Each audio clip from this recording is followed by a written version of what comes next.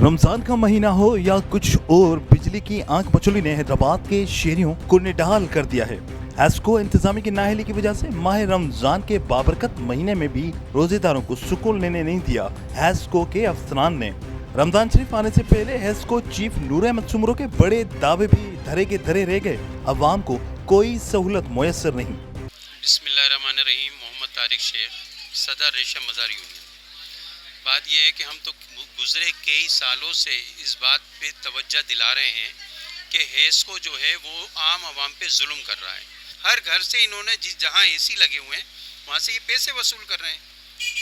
फ़ी जो भी इनका हिसाब है कि हमने फ़ी एसी के 2000 लेने, 3000 लेने, 5000 लेने, वो सिलसिला आज तक भी ख़त्म नहीं हुआ।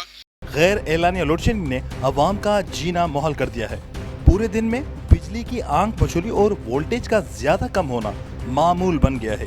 बिलों के ऊपर जो डिडक्शन लगा रहे हैं लोगों के ऊपर, उसके बाद ये क्या करते हैं कि वही डिडक्शन की कॉपी आप अगर वापडा ऑफिस में फिर चले जाएंगे हमारे ऊपर किस ब्याज पर आपने डिडक्शन डाला है, तो वो बोलेंगे ये डिडक्शन तो लग गया है, ये आपको पे करना है। वहीं पर एक काले भेड़िए उन्हीं के छोड़े हुए जो वापडा वालों के एजेंट्स हैं, वो बोलते हैं कि हम आपका ये डिडक्शन ख़त्म करवा देंगे, हमें 35% दे दें, हमें 40% दे दें। ये गरीब आवाम के साथ मजाक किया जा रहा है। अवाम बार बार आला इंतजामिया को शिकायत कराने के बावजूद एस्को इंतजामिया अवाम को सहूलत देने में नाकाम रही। बिजली की लोड शेडिंग की वजह से जहां अवाम का सुकून बर्बाद हो गया है, वहीं कारोबारी अफराद भी इससे बहुत मुतासिर हुए हैं।